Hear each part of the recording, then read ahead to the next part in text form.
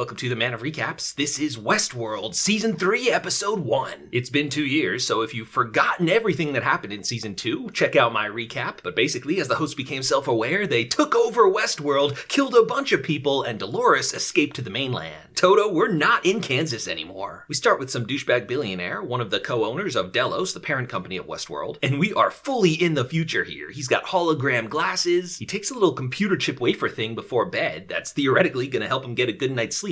We'll see more of those later. But everything in his house is computer controlled, so if someone hacks it, they can totally take over. There's a mysterious woman swimming in his pool. It is Dolores! She remembers this guy from his trip to Westworld, where he classically raped her in the barn, which is what so many terrible people apparently did when they were in Westworld and there were no consequences. She also knows everything about this guy because she read his book. That's the data the park was secretly collecting on all the guests. That's basically a full breakdown of his personality and life. She also torments him with his hologlasses, showing him his dead ex-wife who slipped and fell in the pool, but she knows it was him. Dolores is here for more than just revenge though. Now that she's in the real world, she realizes she needs money, but more than money, she wants information on a company he used to work for, Insight. So he transfers it all to her, and she's true to her word, she's gonna let him live, but he grabs the golf club, gonna come get her. But oh, it was a trick. Dolores knew he would do that and sent her hologram off ahead. So he's dead in the pool, just like his ex-wife, gotten what he deserves. Now meet a new main character for this season. Yeah, Aaron Paul has joined the show. His name's Caleb, and we get voiceover throughout his scenes of him on a phone call with his best friend Francis. Francis calls a lot to check in on him, make sure he's doing okay, like a big brother type of guy. Cal and Francis were in the military together, and he's having a hard time adjusting to being back home. He lives in future Los Angeles, where he works a crappy construction job with a robot sidekick. He's got a sick mother. We see her taking one of the computer chip wafers too. Yeah, apparently most people have some sort of an implant now, and these things work like pills, but instead of pharmaceutical, they're like electronic. Francis asks if Caleb's gonna get his implant turned back on, but Caleb's not interested. He likes his off. His mom says, "You're not my son," so maybe she has some sort of dementia, or maybe he's a robot. I mean, who knows with this show? To make extra money, Caleb does side jobs at night, but he's not driving Uber. It's a crime app. Yeah, they've got real life GTA. You just pull up what crimes you want to do and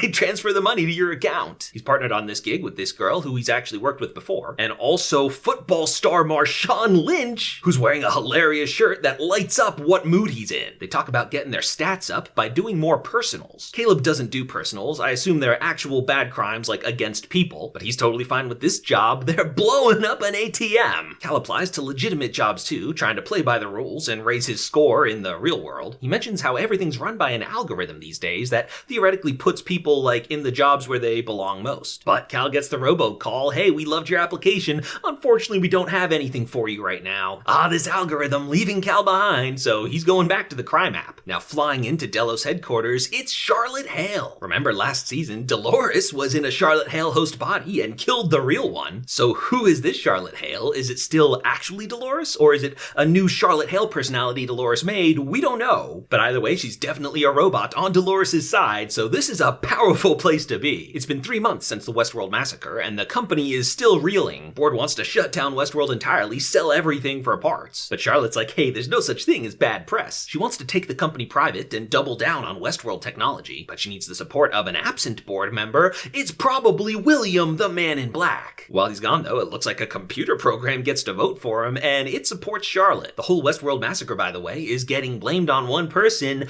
Bernard. Bernard's in full Thanos farmer mode. He's shaved his head, grown an epic beard. I mean, Bernard looking sexy. At night, he does diagnostics on himself, asking if anyone else has tampered with him lately. He's been controlled and reprogrammed and memory wiped so many times, he doesn't trust himself anymore. He's living off the grid under a fake name because he's still a very wanted man. Unfortunately, some of Bernard's coworkers recognize him one day, want to turn him in for the reward. In fact, this is exactly the scene from the Ed Norton Incredible Hulk movie, including the part where Bernard turns off his inhibitors or whatever and totally hulks out. Back to Dolores, enjoying the future of self-driving cars and awesome color-changing dresses. She's found the CEO of Insight, Liam Dempsey, and is in fact dating him now. His drunk friend voices a fan theory a lot of people have that this real world is not the real world, it's just another simulation or maybe future world in the park. But Dolores is like, nah, I don't think so. Liam takes her to Insight headquarters and shows her their massive computer AI called Rehoboam. I had to rewind and put on subtitles. In any case, this is the super AI that's running the algorithms that Caleb was talking about. Apparently it's optimized the world in a lot of great ways with like traffic patterns and city building, but you know, it's a little dystopian to have your fate decided by a computer. Now Liam's Scottish head of security interrupts him. Apparently he's got a meeting right now. Dolores wants to follow him, so she talks to her virtual assistant that's like, hey, steal me a motorcycle. Yeah, Dolores basically has superpowers in this futuristic, everything's controlled by computer world. She gets in position to spy on his meeting with this other woman. Apparently she represents a partner company or something, worried about some weird anomalies they've seen in Rehoboam lately. Dolores gets Liam talking about it, and apparently he has no power over Rehoboam at all. It was his dad that created it. Liam is locked out. Rehoboam's basically running itself. The only person with access is his dad's mysterious partner. Just then, Scottish security guy comes in and tases Dolores. He just found out her identity is fake. He doesn't know she's a robot though, assumes she's just, a gold digger or corporate espionage person. They intercepted a text she sent earlier telling someone to meet her under the bridge. She was gonna kidnap Liam and bring him there. Caleb's crime job tonight was to grab an SUV and deliver something. Turns out the job was posted by Scottish security guy, bringing it to where him and Dolores are. Cal realizes something's off here. He's like, hey, I don't do personals. I hope no one's getting hurt. This guy puts a gun in his face, but Cal's totally unfazed, mentions he's been shot in the head before. Another hint that he's secretly a robot, or maybe that's just, how he was injured in the army. Cal decides to pick up a call from Francis, and Francis is like, hey, you know how we talked about how the game is rigged? You said they built the world to be a game,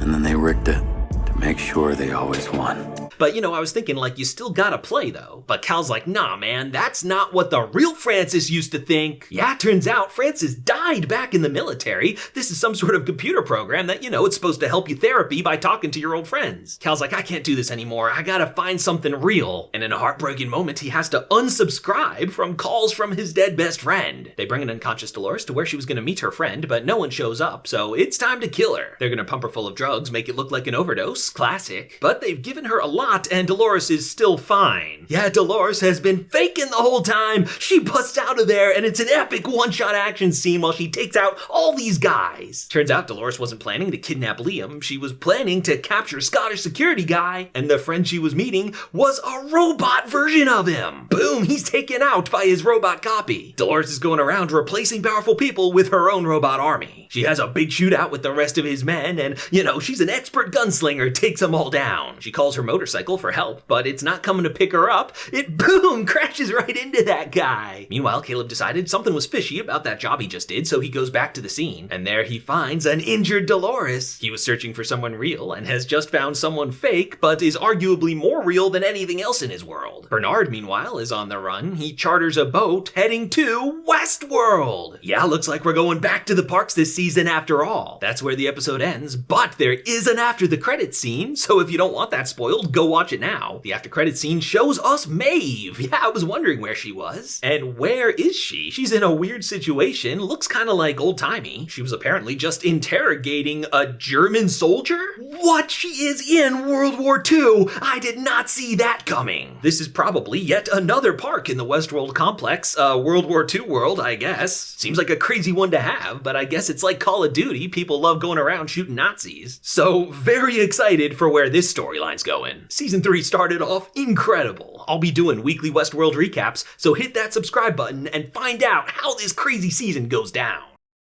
Hit that subscribe button for more of the best recaps of TV and movies, and click the join button to support the channel and be a recap champion.